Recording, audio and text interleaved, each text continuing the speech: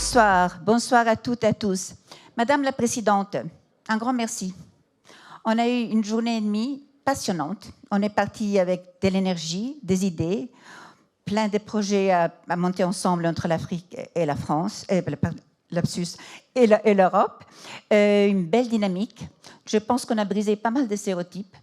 Je pense qu'on a créé des amis, comme on avait dit à le moment de votre accueil, qu'il fallait se faire maintenant des amis. On s'est fait des amis. On a signé des contrats. On a fait beaucoup de choses intéressantes, mais surtout, je crois qu'on a démontré que la nécessité que cette Europe et que l'Afrique travaillent de concert, interagissent pour faire face à tous les défis. Mais plus que jamais, mesdames, on a besoin, pour que cette coopération entre l'Afrique et l'Europe fonctionne, nous avons besoin de toutes les contributions, de tous les talents, et notamment de la contribution de la valeur ajoutée des femmes. Donc, quelle meilleure conclusion d'un forum si riche de donner la voix à des femmes, chacune remarquable dans leur secteur. D'ailleurs, toutes sont de nouveaux leaders ce matin de la tribune, donc vous êtes maintenant ambassadrice dans le monde entier pour cette belle initiative. Et quelle meilleure façon aussi, et avec un grand merci, Madame la Présidente et Jean-Christophe Tortora et toute l'équipe, parce que pendant ce forum, les femmes ont été à l'honneur, dans tous les panels, à tout moment, on les a citées partout. Et donc, vous êtes maintenant là pour aussi porter tout ce qui a été dit pendant tous ces jours dans 3 secteurs essentiels qui sont dans le désordre, l'économie, les partenariats économiques, le climat, le numérique et la paix. I will start with you, Anino. Dr. Anino Imova, it's a wonderful woman. She's a leading voice when it comes to talk about women leadership in Africa and beyond. She has created an outstanding network of women CEOs in Africa, and she also created 100 Women for Davos. You will tell us about it after. But I would maybe present you in some words. You're also an economist. You have studied in the London School of Economics. You're a banker.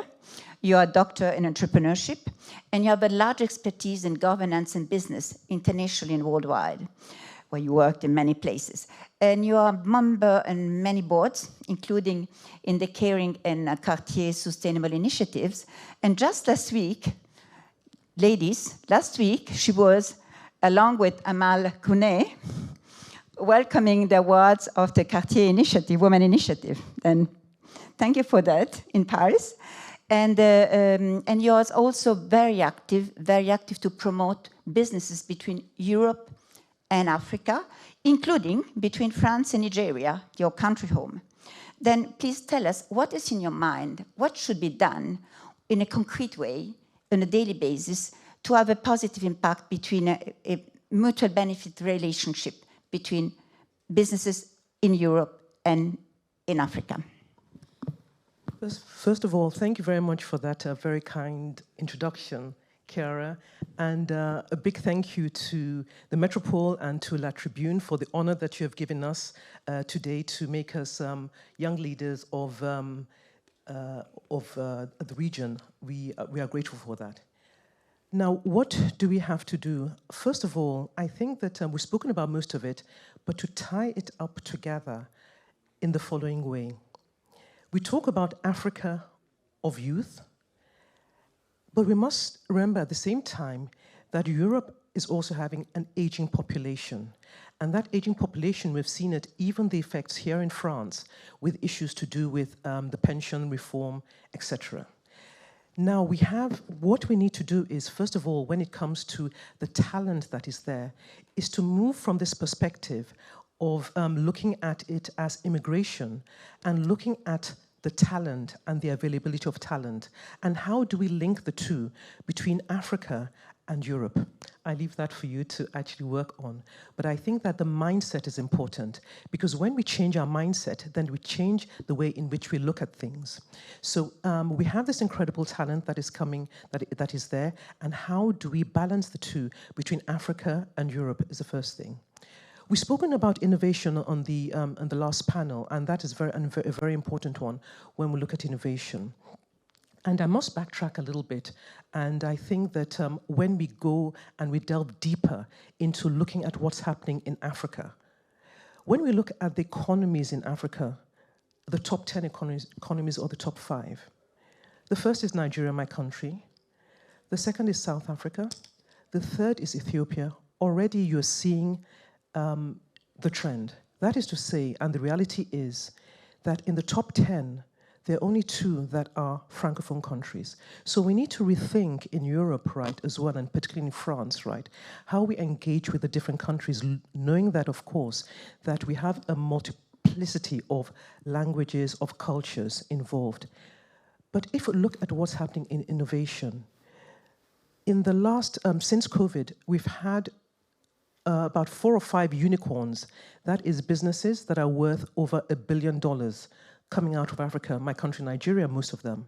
So in terms of innovation and creativity, there's a lot happening.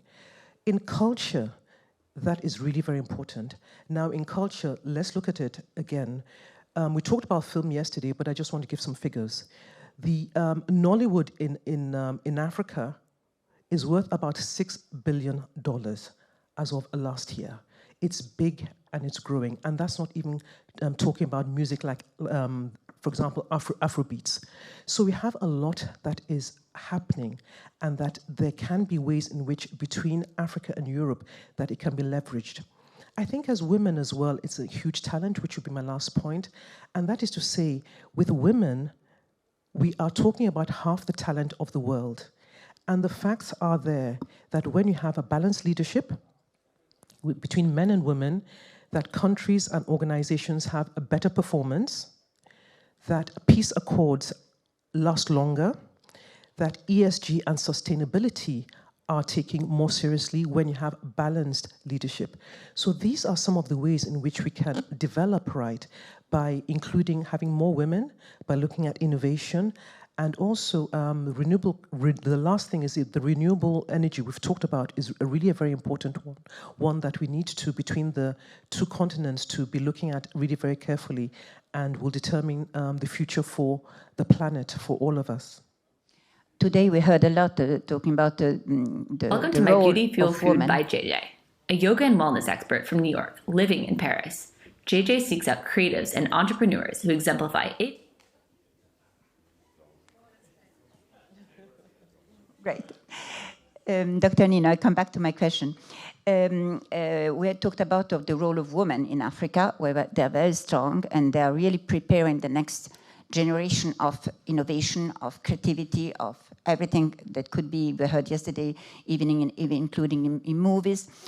What are you doing personally with this network of CEOs, women, giving them visibility, what they're doing to promote them, how to work together? What is concretely what you're doing, and how are the results of what you're doing? Just very simply, the reason why I created that is not just to give women a pathway, but what we realize is that there are many women that people recognize individually who are successful, but that it looks like an anomaly, right? And without realizing the strength and the power of women who are leaders. So it's giving them that visibility as a group. And why is that important? We have data actually very recently from the Reykjavik Forum, of which I am an advice on the global community, which has shown, right, that the way in which we look at leaders, men and women and younger people, is that we have a slightly negative perception when it gets to women's leadership. And part of the reason is that we still have not normalized women's leadership. Women's leadership still looks like something that is, something odd. So by throwing the spotlight on women, I recently wrote an article which I had on social media, which has been shared I don't know how many times, and which is hundreds of thousands of views. Because when I focused, right, on women CEOs in Africa who are leading the biggest companies, this is data from Africa.com, we saw that the top 20 were leading companies of over 100 million, right, in minimum in terms of turnover, and the biggest on the stock exchanges across Africa. Now, these 20 women in total were leading revenues, right, of more than $60 billion. African women. Now, so we throw the spotlight on them. We give them access to the top global leadership forums of the world. So alongside Davos, the UN General Assembly, we also open the doors. Many of the decision making is behind closed doors, so we open the doors. And also we make sure that we have the bespoke leadership and development, which is not things which we find in the space there, but that we create and bring to women together to help them as peer networks to be able to have, as a leader, it's lonely. As women leaders, even more lonely. So when you're making decisions, right, where do you get that trusted advice where you can share, right, and share your issues and get, honest feedback with your peers?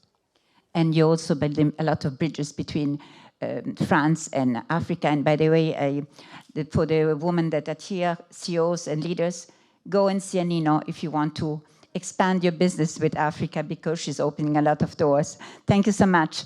And I go now swift again to French. Anino comprend parfaitement le français, mais elle a préféré s'exprimer en anglais, donc on la comprend. Mais je vais me tourner vers Inès Landoucy, une autre jeune talent de la tribune, donc une belle responsabilité. Parmi toutes les différentes reconnaissances que tu as déjà eues, tu es déjà dans l'Institut Chazeuil, tu es déjà dans le C40 Cities parmi les Women for Climate, parce que ton activisme et ton énergie pour la lutte pour préserver la planète est vraiment exemplaire. Et tu as notamment créé une ONG, je dis notamment parmi beaucoup d'autres choses, tu as créé Digital for Planet, et j'aimerais beaucoup que tu nous expliques quelle est sa mission, à quoi ça sert. Je sais que tu es très active entre les deux continents, mais aussi en Amérique, et que tu as notamment reçu une reconnaissance récemment pour ton efficacité sur le terrain en Afrique du Sud, sur l'impact positif de Digital for Planet. Tu es une pionnière du numérique lié à l'écologie. Tu peux nous en dire plus et donner peut-être envie à d'autres? Merci beaucoup, Chiara, déjà pour l'invitation. Merci à la tribune. Tu es toujours très élogieuse et je t'en remercie. Tu as été aussi un des premiers soutiens dont j'ai pu bénéficier. Je tenais à le rappeler. Digital for the Planet, c'est une ONG donc, qui est née il y a presque 7 ans maintenant, qui a pour but de promouvoir l'écologie numérique. C'est un terme que je me suis permise de proposer dans un essai économique que j'ai écrit, Réparer le futur, et dans lequel j'explique les travaux, la recherche-action que nous avons fait. Je parle de recherche-action parce que je ne suis pas chercheur, mais nous avons travaillé avec des universités, des chercheurs justement et des chercheuses du monde entier, ce qui nous a permis de définir notamment 3 notions et 3 types de pollution numérique, qui sont la pollution numérique environnementale, la manière dont le numérique impacte la planète.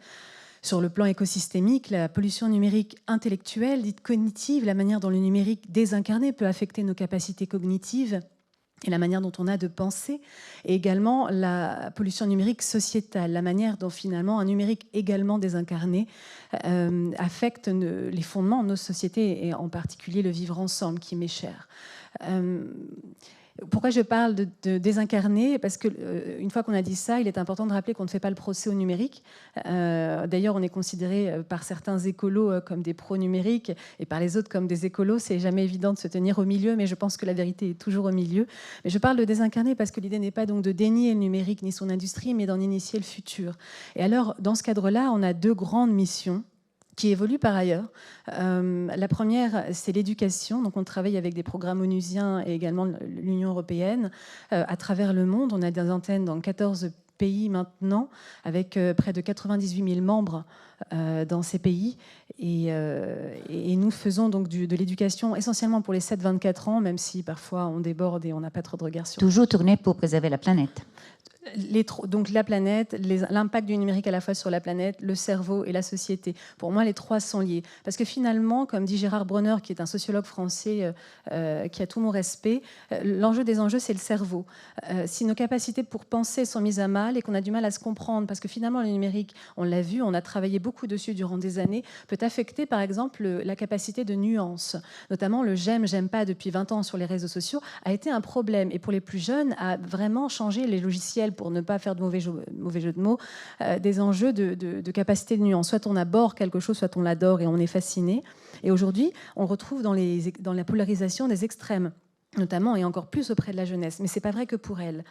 Et alors, si on a du mal à se comprendre, parce que pour un détail, Chiara, vous et moi, on n'est pas d'accord, eh bien, on va s'en vouloir, on va même peut-être se détester. Alors, si on le met à l'échelle mondiale, eh bien, on a un problème de vision commune pour le monde. Et si on n'a plus de vision commune pour le monde, alors pour quelle raison étrange est-ce qu'on voudrait préserver l'environnement? C'est pour ça que ces 3 pollutions tripartites, pour moi, sont des vases communicants qu'il faut traiter ensemble. Donc, la première des choses, c'est l'éducation. Expliquer tout ça à un maximum de jeunes et ensuite de la remontée data, ce qui nous permet de faire une deuxième action qui est le lobbying éthique. Donc, on travaille avec les États pour faire voter des lois, notamment en France, la dernière en date, c'est sur climat résilient, celle qui fait qu'aujourd'hui, dans tous les établissements scolaires publics, vous avez l'obligation d'avoir un enseignement sur le numérique responsable. Et notre travail, concrètement, eh bien, c'est d'aller à Bruxelles quand les GAFA ou d'autres superpuissances technologiques arrivent et se demandent si elles peuvent faire ce qu'elles veulent en Europe ou dans d'autres pays. Eh bien, nous, on arrive. Au départ, ils sourient parce qu'ils se disent « mais qu'elle est mignonne, elle vient toute seule ». Et je dis « bien non, écoutez, je viens avec 98 000 autres personnes, simplement, c'est eux que vous regardez quand vous me regardez moi ». Et là, le ton change. Et c'est ce qui nous permet d'être un levier. Donc, on est un lobby citoyen et à la fois un organe et un acteur d'éducation, en tout cas, on l'espère. Et heureusement, tu es extrêmement écouté dans le monde. Tu participes à énormément de congrès. Chaque fois qu'on parle d'innovation, technologie, climat, Inès Lorenzi est là pour porter la bonne parole, se faire entendre et fédérer énormément d'adhésion, ce qui est extrêmement important. Alors, il y a une autre chose que je voudrais peut-être que tu partages avec nous. Tu as cité un de tes livres, mais tu as la passion d'écrire des livres un peu provocateurs qui stimulent, dont le dernier, il me semble, c'est sur pourquoi le progrès si on progresse mal. Qu'est-ce que tu veux dire avec ça? Et relie-le avec l'Afrique notamment. C'est vrai que j'ai posé la question, à quoi bon le progrès si on progresse mal? Aujourd'hui, c'est peut-être intéressant de se poser communément. Et quand je dis communément, c'est pas seulement en France ou en Europe, mais avec des leviers et des ponts que nous devons faire avec l'Afrique, avec l'Asie, avec les États-Unis, pour comprendre qu'est-ce qu'on veut nommer progrès. Vous voyez, le progrès, je donne un exemple dont je parle souvent et qui me tient très à cœur pour y avoir passé du temps. Mais aujourd'hui, le progrès que nous avons caractérisé ces 20 dernières années, qui est la course à la superpuissance, à la maximisation des profits, eh bien, c'est la numérisation, évidemment, la fabrication d'appareils nanotechnologiques toujours plus puissants, qui ne fonctionne qu'avec du coltan, notamment du tantal que l'on trouve en République démocratique du Congo. C'est l'extraction de ces minerais occasionne et ont occasionné des guerres, des conflits armés et surtout la mise en danger des femmes et des enfants. Parce qu'évidemment, les femmes sont toujours les premières victimes de telles crises économiques ou sociales. Et notamment pour pouvoir extraire en toute liberté, certains seigneurs de guerre, parfois étrangers à la RDC, mais des pays voisins, venaient violer les femmes pour pouvoir semer la terreur et que leurs familles se disent « ok, on s'en va » et pouvoir extraire en terrain libre sans ne devoir rien à personne. Ça a été un grand travail du docteur Mukwege notamment, qui est devenu prix Nobel de la paix en 2018. Nous avons travaillé avec de nombreuses ONG. À l'époque, on était surtout engagés sur le terrain, sur des enjeux comme ceux-là. On l'est toujours. On a travaillé avec de nombreuses ONG sur le terrain qui travaillent de manière anonyme, avec des superbes personnes qui travaillent de manière anonyme pour faire sortir les personnes, et notamment les jeunes enfants du secteur minier, pour les mettre ailleurs. Mais vous voyez, c'est important ce que vous dites, et quand vous me dites surtout pas, Inès, que dans le cadre européen, parce qu'aujourd'hui, la réaction de l'Europe et notamment des États-Unis a été de dire « Ah, très bien, c'est vrai, il y a du minerai sale en Afrique et nous, on n'en veut pas parce qu'on est des gens bien ». C'est ce qu'on a appelé dans le Dodd-Frank Act, qui est une loi notamment issue de la finance et de la crise des subprimes aux États-Unis, qui disait, ça s'appelait les 3 TG, c'était les 3 minerais qui posaient problème. On n'en prend plus si ça ne vient pas de mines responsables. Je suis allée voir les mines responsables. Les mines responsables se tiennent à 30 mètres d'une mine pas responsable, avec des flics qui mettent des coups de bâton aux enfants qui viennent travailler dans celle-ci parce qu'ils ont besoin de gagner de l'argent. Parce que ce qu'on ne savait pas, et ce qu'on ne sait pas, une fois on a montré patte blanche et qu'on dit qu'on est des gens bien, parce qu'on extrait que dans les mines responsables, c'est qu'en fait, on retire le travail à des enfants. Parce qu'au Congo... On l'a dit ce matin, ça a été dit effectivement par... Voilà. Ça a été vraiment un point qui a été souligné. Ils ont besoin de payer leur école, et en fait, s'ils ne vont pas à la mine, eh bien, ils vont au champ, dans la rue, parfois pire. Donc en fait, il ne s'agit pas seulement de dire, non, on se donne bonne conscience, mais comment est-ce qu'on agit sur toute la chaîne de valeur. Et alors, un de mes travaux aujourd'hui, mais j'en parle pas parce que c'est pas encore l'objet de l'ONG, même si je l'ai fondée, j'en suis que la présidente, et maintenant on a un board, et je mets pas à l'ordre du jour tout ce que je veux, donc je parle aussi au nom de l'ONG, mais à titre personnel, ce qui est important pour moi, c'est d'essayer de créer des ponts avec des femmes et des hommes, mes homologues, dans chaque pays africain, et notamment les pays qui posent problème sur le plan des conflits des minerais, pour dire comment est-ce qu'on peut vous aider à faire en sorte de faire parler un maximum de leaders, peu importe d'où vous venez, pour qu'un jour, dans mes rêves, c'est qu'un président français ou une instance européenne avec des présidents ou des instances africaines puissent dire en fait, il y a des problèmes avec les enfants chez vous dans la scolarité qui nous posent problème et il faut trouver un problème. Donc si on ne veut plus prendre du minerai qui permet de payer l'école à vos enfants, il faut qu'on puisse trouver une solution pour que vos enfants puissent aller à l'école quand même. Et ça, aujourd'hui, on en est très loin, mais on y va. On a la chance d'être à la Tribune, qui maintenant a créé son hub d'information entre l'Afrique et l'Europe. Et donc, ici à Marseille, je pense que c'est un sujet qui vaut la peine d'être traité par ces brillants journalistes pour voir comment on peut trouver des solutions à ce genre de choses. Et Inès, merci mille fois et merci pour ce que tu fais vraiment pour tous. Je rappelle juste que seulement en termes de changement climatique, les femmes meurent 14 fois plus que les hommes et qu'en termes de changement climatique, 80% des déportés sont des femmes, avec logiquement toutes les conséquences dont on vient de parler. Alors, je voudrais finir sur quelque chose qui est peut-être le plus important de tout ce qu'on a dit pendant ces journées, parce qu'on ne peut pas parler de faire du business, on ne peut pas parler d'éducation, on ne peut pas parler d'agriculture, on ne peut pas parler de croissance, on ne peut pas parler de rien du tout s'il n'y a pas la paix.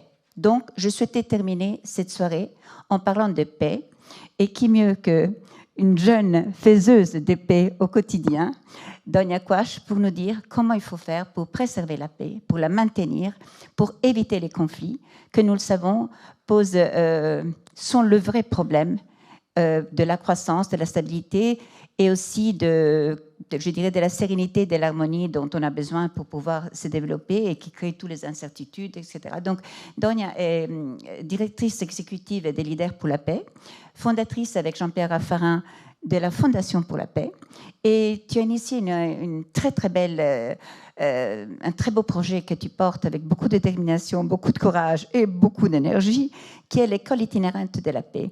Tu peux nous dire un tout petit peu comment tu vois justement ces grands enjeux de la paix entre l'Europe et l'Afrique? Je dis bien entre l'Europe et l'Afrique, parce que ce n'est pas qu'un problème africain, on l'a bien dit ce matin.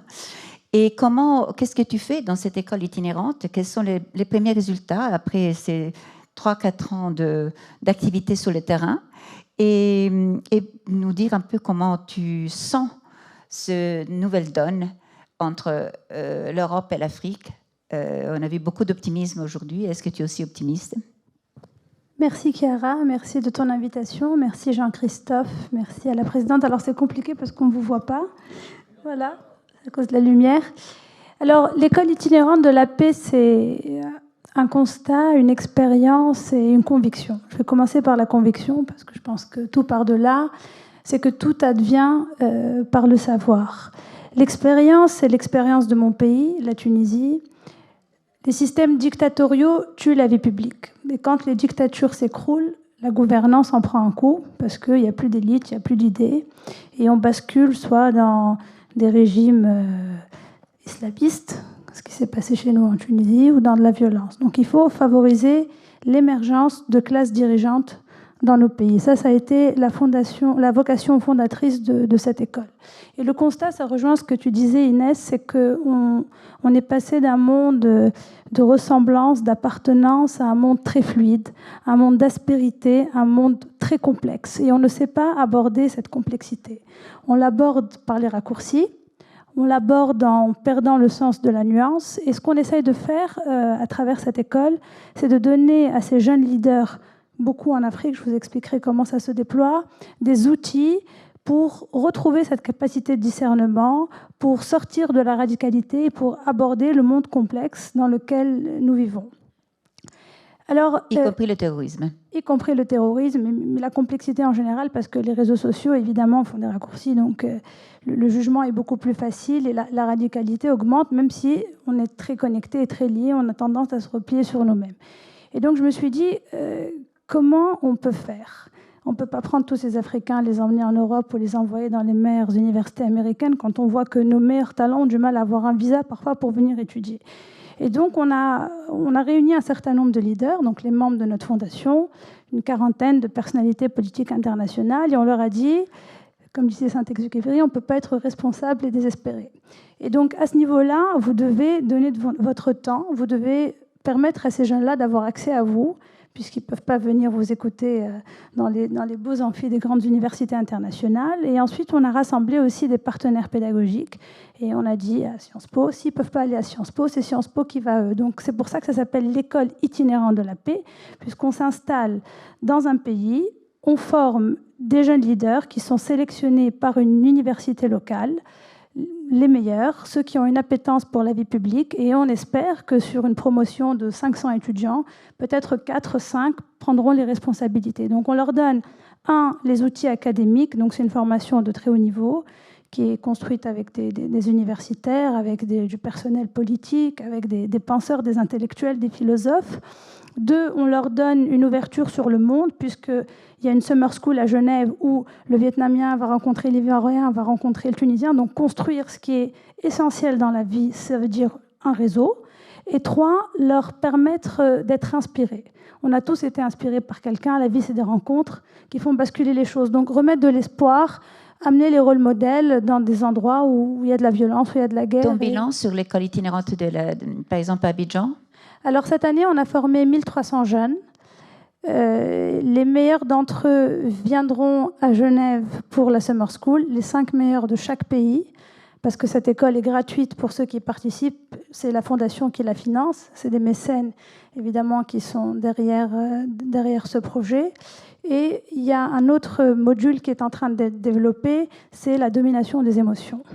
Parce qu'on nous apprend la géopolitique, la transition énergétique, mais la maîtrise de soi, la compréhension des émotions. On a tenu notre conférence annuelle la semaine dernière à Paris, et tu le sais, et on voit que... J'allais le dire, en fait, vous avez eu la chance d'être à l'Arc de Triomphe à côté du président Macron avec tous ces grands leaders pour la paix, c'est ça, pour célébrer la paix. Et on voit que même à la table des leaders pour la paix, quand on parle de l'Ukraine, les discussions sont enflammées, on n'arrive plus à se parler sereinement. C'est très choquant, donc il faut retrouver un peu de raison.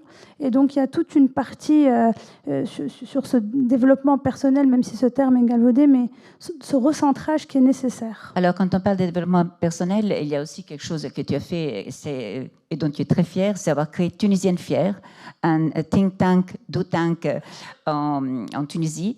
Et justement, toi, tu es une grande pionnière de la feminist diplomacy, comme on dit au mot français, de la diplomatie féministe, de mettre les femmes aux tables de négociation, notamment en Afrique et partout, c'est-à-dire le leadership au féminin. Et j'aimerais bien que tu nous dises un tout petit peu comment tu vois justement cette passerelle entre l'Europe et l'Afrique, aussi via le leadership au féminin, notamment en politique et en diplomatie. Alors, si tu permets, Clara, je vais terminer par les femmes. Mais je voudrais ouvrir une petite parenthèse, je permets.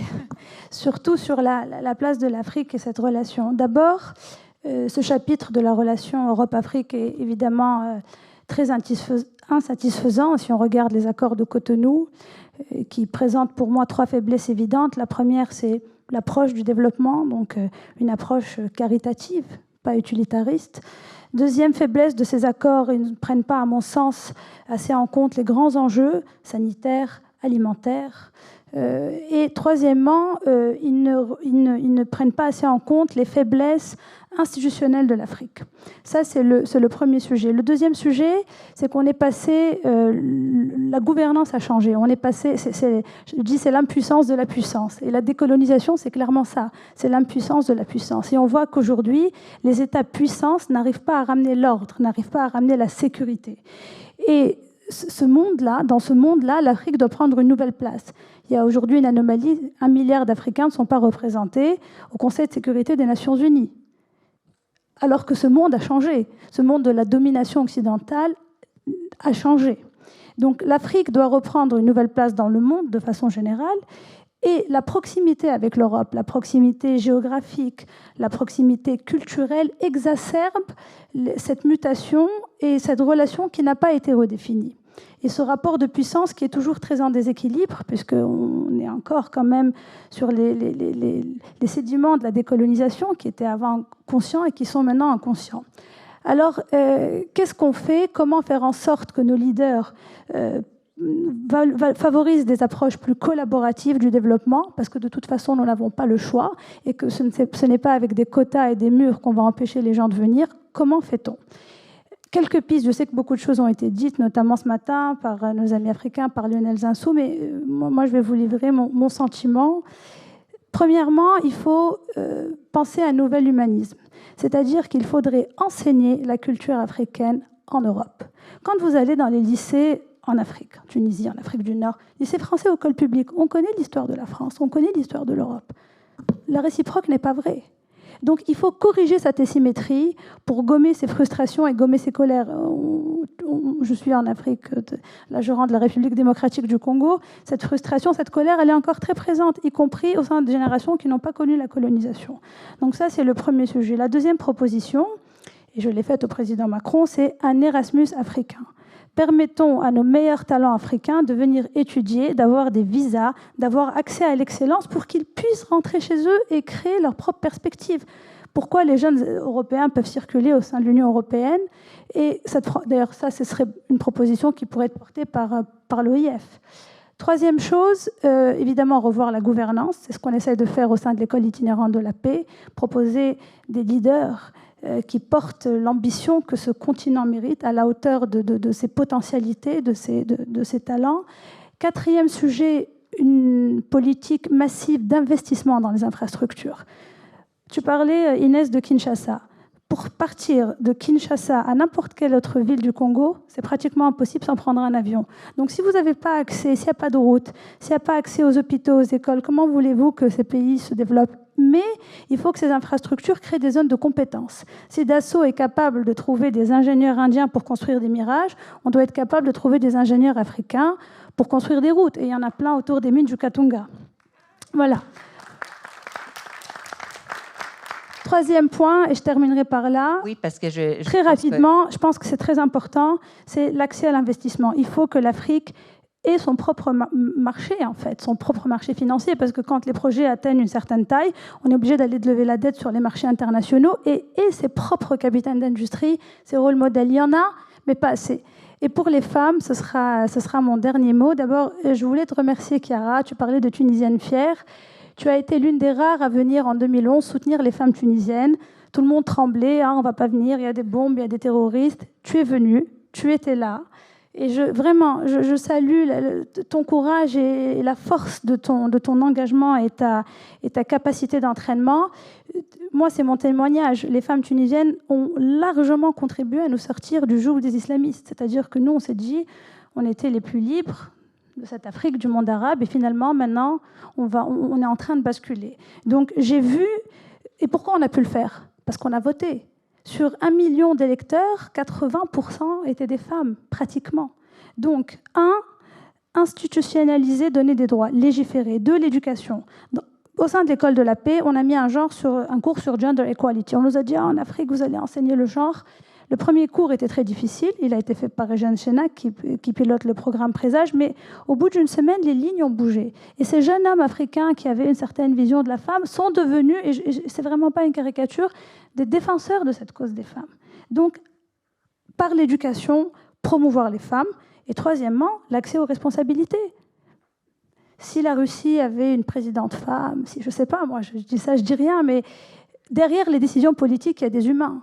Et aujourd'hui, malheureusement, le top management, ce ne sont pas les femmes, ce sont les hommes. Et ça rejoint ce que vous dites, la participation des femmes à la table des négociations a donné des résultats. Donc tout ça est absolument factuel. Voilà. Merci.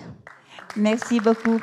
Merci beaucoup. Alors, c'est vraiment passionnant. Je suis vraiment désolée de devoir conclure, mais la journée va continuer avec encore des récompenses et autres. Je voudrais vraiment vous remercier beaucoup tous parce que je crois effectivement que cette contribution aussi des femmes, vous avez comme elles sont engagées, comme elles s'ébattent, toutes, chacune dans leur domaine pour de belles causes et qui certainement peuvent contribuer de façon positive à des relations plus équilibrées, plus justes, qui bénéficient des deux côtés, à la fois à l'Europe et à l'Afrique, et peut-être avec plus d'humanité, avec plus d'amour. J'ai beaucoup aimé dans l'ouverture, quelqu'un a dit, en fait, pour comprendre l'Afrique, il faut l'aimer. Et moi, je dis aussi, mais pour comprendre l'Europe aussi, il faut l'aimer. Il faut qu'on s'aime des deux côtés. Et ça va être mon message de conclusion ce soir. Aimons-nous entre ces deux continents qui ont tellement de choses à nous dire et qui se comprennent pas toujours assez bien. Et je crois que ce forum a été une formidable façon de commencer à aimer, à s'aimer vraiment. Merci beaucoup.